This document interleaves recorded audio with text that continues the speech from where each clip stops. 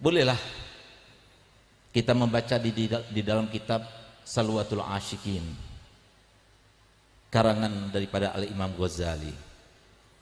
Cerita yang sangat menggugah hati, sangat indah, dan merupakan bagaimana keluarga Nabi Muhammad dan keturunan Muhammad begitu rahmatnya. Mereka adalah orang yang tanpa pamrih. Disebutkan ketika Sayyidatuna Fatimah Zahra akan meninggal dunia, tidak biasanya Sayyidatuna Fatimah Zahra itu memandikan Sayyidina Hasan dan Sayyidina Husain. Setelah keduanya dimandikan, yang pada waktu itu umurnya antara 6 tahun sampai 7 tahun. Setelah dimandikan, disisirinya. Setelah disisirinya, maka seperti biasanya dibuatkan makanan untuk keduanya. Roti sudah dibuat adonannya, dipersiapkan semuanya, sehingga kemudian setelah rapi diberikan makan, baru kemudian dilepas keduanya untuk bermain masuk ke dalam masjidnya Nabi Muhammad SAW. Sehingga kemudian Sayyidina Ali yang ada di sampingnya mulai tadi tidak dikobresi. Perhatian Sayyidina Fatimah hanya kepada kedua anaknya yang begitu dicintainya dan dicintai oleh ayahnya. Maka kemudian Sayyidina Ali berkata, "Wahai Fatimah, tidak seperti biasanya kau melakukan pagi hari ini. Kenapa kau lakukan yang semacam ini?" Apa jawabannya? "Wahai Ali, sebentar lagi aku akan pergi. Sebentar lagi akan bertemu dengan tamu. Sampai kapan tamunya itu engkau akan temui? Masalahnya aku tidak akan kembali kecuali nanti di hari kiamat."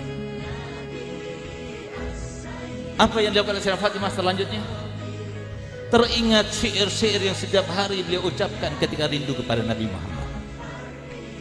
Beliau katakan, "Iza shtadda syauqi zurtu gabraka baqiyah." Kalau sudah aku rindu kepadamu wahai ayah, aku berziarah kepadamu. Untuk apa? Wa anzahu wa abki li uraka mali. Aku menangis di kuburanmu. Aku menyampaikan semua isi hatiku kepadamu. Ya sakinah sahra, alimnil buka. Wahai orang yang tinggal di atas gurun pasir, ajari aku bagaimana menangis. Wa zikruka ansani jami'al masaib. Setiap aku mengingatmu wahai Nabi, semua musibah terasa ringan. Idza kunta anni fit turabi maghiba. Kalau seumpama engkau sekarang berada di bawah tanah, aku tidak bisa melihatmu. Fama anta an qalbil hazin.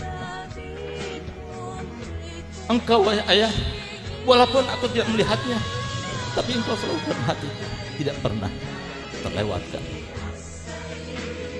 Di saat itulah beliau berkata kepada Imam Ali,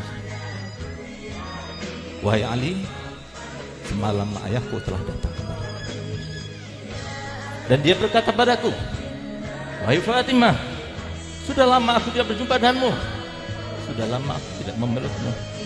Hari ini adalah waktunya engkau kembali kepadaku dan aku memelukmu."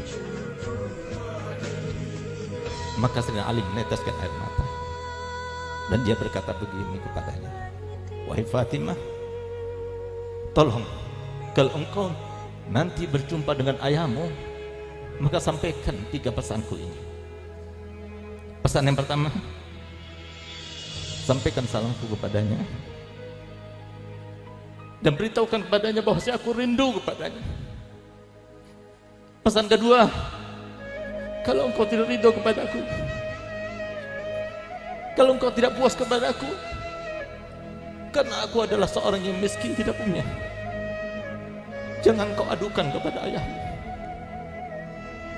Yang ketiga, kalau nanti di padang mahsyar engkau melihat aku sedang ditarik oleh malaikat Zabaniyah, tolong selamatkan aku." Maka kemudian oleh Sayyidatuna Fatimah dipeluknya Imam Ali. Maka gantian Imam Ali diperdengarkan suaranya dengan Sayyidatuna Fatimah berkata, "Kalau begitu ya Ali, aku juga berpesan padamu 3 hal. kalau nanti aku meninggal dunia, engkau yang memandikan aku sendiri, engkau yang mengkafani aku sendiri, dan engkau yang menguburkan aku sendiri. Nanti kalau aku meninggal dunia, ingatlah setiap orang yang dalam keadaan asing, tidak ada keluarga. Ingatlah para yatim piatu. Ingatlah mereka masih muda-muda itu yang perlu kasih sayang. Ingatlah mereka sebagaimana engkau akan mengingatku nanti setelah aku meninggal. Yang ketiga, ketika engkau menguburkan aku, ambillah tasku ini.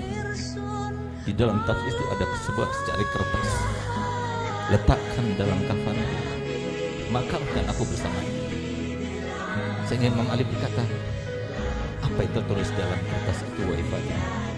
Rahasia, demi Allah aku mohon kepadamu, beritahukan kepadamu apa yang tertulis dalam kertas itu wahai Fatimah. Di saat itulah Sayyidah Fatimah bercerita, dulu waktu ayahku datang kepadaku dan memberitahukan bahwasanya engkau meminangku, dia berkata kepadaku begini, wahai Fatimah, apakah engkau ridha kalau seumpama Ali bin Abi Thalib dia datang meminangmu dengan 400 dirham? Aku katakan padanya, raditu aliyan wala amr walam ardo bil mahr. Aku ridho dengan Ali, tak bekerja ridho dengan mahar. Sekelas aku cuma maharnya 400 dirham, aku tidak ridho Rasulullah.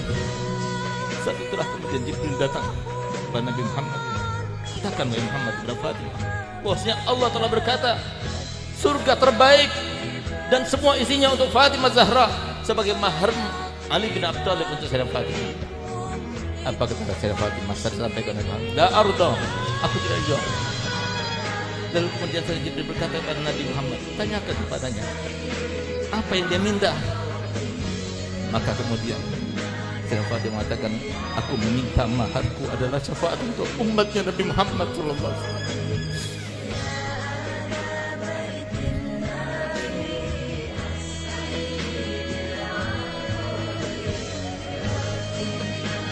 Dan Nabi SAW berkata, kenapa kau minta itu wahai Fatimah? Ya Rasulullah, aku minta syafaat daripada umatmu, karena itulah yang kau pikirkan setiap hari, setiap saat, setiap waktu. Sehingga kalau aku meminta supaya aku diberikan syafaat untuk umatmu, berarti aku telah menyenangkanmu dan aku sebagai anak telah berbakti kepadamu. Di saat itulah kemudian Jibril datang membawa kertas, dan di dalam kertas itulah itu yang nanti aku akan bawa, itu nanti akan aku bawa di pada mahsyar.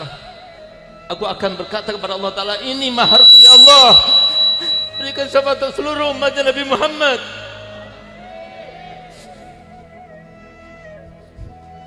Sehingga Nabi Muhammad tahu, Nabi Muhammad tahu, lihat bagaimana pengorbanan putrinya, bagaimana pengorbanan para cucu-cucunya, yang ketika mereka dizalimi, seandainya mereka mengangkat tangannya, pasti Allah akan mengabulkannya. Mereka tidak meminta itu. Sayyidina Husain radhiyallahu anhu warḍah, di saat beliau tinggal seorang, hanya bersama Sayyidina Ali Zainal Abidin, ketika melawan 3.000 orang lebih, beliau tidak gentar, tetap beliau bawa pisaunya, beliau bawa pedangnya di depan mereka. Tapi saat beliau memandang mereka semuanya, beliau meneteskan air mata. Di mana air mata itu? Ketika menetes tampak kepada Sayyidatuna Zainab, saudaranya. Keluar Sayyidatuna Zainab, berlari dari kemahnya, mendekat pada Husain. Ya Husain, di depan mereka kau menangis. Engkau adalah anaknya Ali, engkau adalah anaknya Fatimah. Engkau menangis di depan mereka. Engkau takut pada pedang mereka, engkau takut pada kematian. Maka saya berkata, wahai adikku, demi Allah, aku tidak pernah takut kepada kematian. Aku tidak pernah takut pada pedang-pedang mereka. Tapi aku menangis karena aku melihat di wajah-wajah mereka. Aku menampak kepadaku ya Allah, dari wajah-wajah mereka api neraka yang siap melahap mereka, karena mereka telah memerangi salah satu cucu daripada Nabi Muhammad SAW. Karenanya aku menangis. Kalau seumpama kematian tidak ada di dalam ketakutanku, demi Allah wahai Zainab, aku setiap menghadap kepada kakekku, karena semalam aku bermimpi datukku Nabi Muhammad Dan dia berkata kepadaku, Husain, hari inilah waktunya engkau berbuka bersama aku di surga.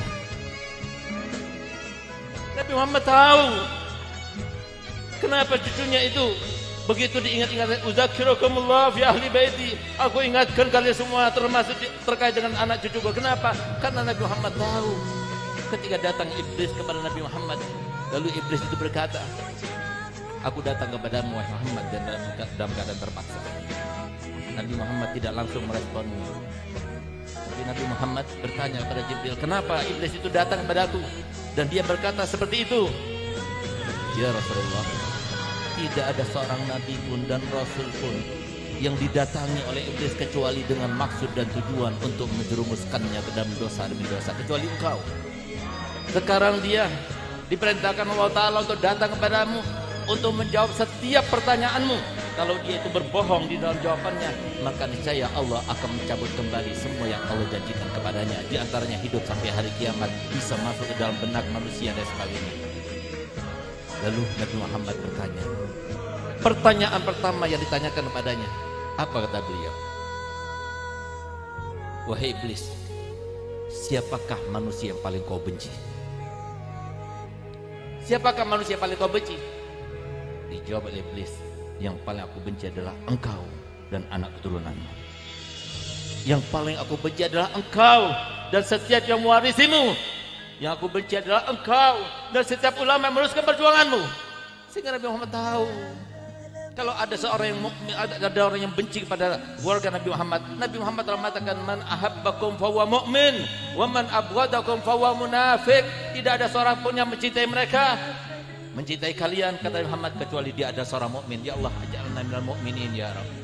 Dan tidak ada seorang pun yang benci kepada kalian kecuali dia ada seorang munafik. Kenapa Nabi SAW mengatakan demikian? Karena yang benci kepada keluarga Nabi berarti seperti iblis. Iblis yang merasuki dalam pikiran. Oleh karena itu, sholat kita yang mana mau kita andalkan? Puasa kita yang mana mau kita andalkan? Qiyamul lail yang mana yang kita andalkan? Kecuali apa? Yang kita harapkan cuma syafaatnya Nabi Muhammad. Bagaimana kita mengharapkan syafaat Nabi Muhammad? Kita mengikuti hati Nabi Muhammad. Bagaimana kita akan berada dalam hati Nabi Muhammad? Kita tidak membantu.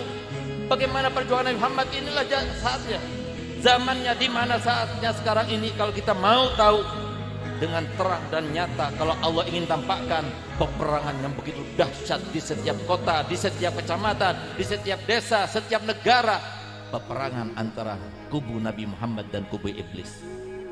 Tapi siapa yang membantu Nabi Muhammad? Siapa yang mau berada di dalam kubu Nabi Muhammad? Yang bukan cuma bahagia cuma 10 tahun, 20 tahun, sampai 70 tahun paling lamanya dengan harta yang diberikan. Bahkan harta itu bukan merupakan sebuah kemuliaan. Sampai-sampai Nabi Muhammad mendoakan, dengarkan apa kata Muhammad, Allahumma aghfir man abghada ahla baiti wala burikalah. Ya Allah, perbanyaklah hartanya orang yang benci kepada keluargaku, tapi dia tidak akan mendapatkan berkah dalam hartanya. Resep yang diajarkan Nabi Muhammad, kalau kita mau kaya cepat, benci kepada saudara Nabi, akan dikayakan oleh Allah. Menunjukkan bahwasanya apa? Bahwasanya yang namanya harta itu bukan merupakan sebuah kemuliaan, tapi kemuliaan yang sesungguhnya kalau kita bersama Nabi Muhammad. Di dunia kita dicinta oleh Nabi Muhammad. Di dunia kita diberikan jabatan yang bukan karena usaha kita, upaya kita. Di dunia kita diberikan harta bukan karena usaha dan upaya kita. Di dunia kita diberikan kekuatan, di dunia kita diberikan apapun yang diberikan Allah Ta'ala kepada kita, tapi kita gunakan untuk mendekat kepada Nabi Muhammad. Itu adalah sebuah kebahagiaan. Oleh karena itu para hadirin mulia Allah Ta'ala, asalkan kita meninggal dalam keadaan husnul khatimah, insya Allah kita akan dapat syafaat yang Muhammad. Pertahankan apa kata Nabi Muhammad, wasiatnya sebelum beliau meninggal, isbiru ala ma antum alaih hatta talqauni alal haud. Sabarlah kalian, sabarlah dengan sholat kalian, sabarlah dengan apa yang aku perintahkan kepada kalian, sabarlah untuk menjadi seorang istri yang salihah, sabarlah untuk menjadi seorang suami diteladani yang menjadi imam bagi keluarganya, sabar. Sampai kapan? Sampai kalian aku tunggu nanti di Telaga Al-Kautsar. Dan semoga kita termasuk minum dari Telaga Al-Kautsar Nabi Muhammad. Ya Allah, selamatkanlah kami semua ya Allah. Selamatkanlah Indonesia kami ini ya Allah. Jadikanlah mereka-mereka yang benci pada zuriat Nabi Muhammad ya Allah. Berikan hidayah kepada mereka ya Allah. Berikan hidayah kepada mereka ya Allah, sehingga iblis yang menjadikan mereka seperti itu ya Allah tambah marah, tambah benci, tambah murka, tambah menjadi orang-orang yang setiap harinya mengambil debu dan meletakkan di atas kepalanya. Biarkan iblis yang mampus ya Allah, tapi mereka saudara kami ya Allah, berikan hidayah kepada mereka semuanya, karena mereka adalah orang-orang dicintai oleh Nabi Muhammad SAW. Mereka lah umatnya Nabi Muhammad. Selama mereka mengucapkan kalimat syahadatain, maka mereka lah yang dimasukkan oleh Nabi Muhammad ketika turun ayat wala saufa yu'tika rabbuka fatarda. Maka ketika itu turun ayat tersebut, Nabi Muhammad bersumpah, wallahi inilah arda wahidah min ummati finnar, aku tidak ridho satu saja daripada umatku di dalam neraka. Ya Allah, berikan hidayah kepada semua umat Nabi Muhammad SAW ya Allah. Ya Allah, kami tidak mempunyai apapun, ibadah kami sangat hampa, apapun yang kami lakukan tidak berguna, tapi kami mempunyai sesuatu kemuliaan yang di dalam pandanganmu, sesuatu yang paling mulia, yaitu kami berlabelkan sebagai umat kekasih Muhammad. Ya Allah, dengan itulah kami mohon ya Allah, kami mohon untuk kami semuanya, untuk keluarga kami semuanya, untuk sahabat kami semuanya, untuk keturunan kami semuanya, dan untuk semua masyarakat Indonesia ini ya Allah. Ya Allah, jadikanlah negara Indonesia negara yang makmur, sentosa, yang jauh daripada mereka-mereka yang menginginkan negara Indonesia menjadi terpuruk, menjadi negara yang sengsara, menjadi negara yang dibelah-belah. Ya Allah, siapa yang menginginkan harta kekayaan Indonesia bukan untuk Indonesia, ya Allah, mampuskanlah mereka bersama iblis ya Allah. Ya Allah, siapapun di antara mereka yang menginginkan Indonesia ini dalam keadaan sengsara dan menyengsarakan, ya Allah, jadikanlah mereka itu Engkau berikan penyakit yang banyak ya Allah. Kalau Engkau tidak berikan hidayah kepadanya, ambil nyawanya, singkirkan mereka semuanya ya Allah. Ya Allah, bijahin Nabi wa alin Nabi. Ya Allah, jadikanlah kami termasuk yang sadar bahwasanya kalau kita ingin berjuang untuk Nabi Muhammad, enggak ada seorang pun di antara kita kaum muslimin kecuali harus saling bahu membahu, harus saling tolong menolong. Selamatkanlah mereka. Nabi Muhammad tidak pernah minta kepada kita jabatan, enggak pernah minta kepada kita harta, tapi sampai permintaan Nabi Muhammad SAW adalah balighu anni wala ayah, sampaikan dariku walaupun hanya satu ayat. Bawa mereka ke majelis-majelis, bawa mereka kepada ulama, bawa mereka masuk pesantren, bawa mereka ke tempat-tempat hidayah. Dengan itulah berarti kita telah membuat bahagia Nabi Muhammad. Bantu mereka yang tidak punya, bantu mereka yang membutuhkan pada pertolongan. Dengan itulah Nabi Muhammad bahagia. Dan insya Allah semoga Indonesia suatu waktu nanti dalam keadaan cepat insya Allah berkatnya para habaib, para aulia, semoga Indonesia menjadi baldatun thayyibatun wa rabbun ghafur. Ya Allah, bantulah pejabat-pejabat kami, berikan hidayah kepada mereka semuanya sehingga mereka menjadi orang beriman dan bertakwa. Kalau sudah mereka ya Allah, karena kita sudah berubah menjadi ahli majlis, ahli zikir, ahli pesantren semuanya, dan itu yang sangat ditakutkan oleh musuh-musuh daripada Nabi Muhammad. Ya Allah, kita akan menjadi baldatun thayyibatun wa rabbun ghafur. Jadikanlah kami sebagai penguat perjuangan Imam Mahdi nanti di akhir zaman ya Allah. Anak keturunan kami ya Allah, berikan kekuatan.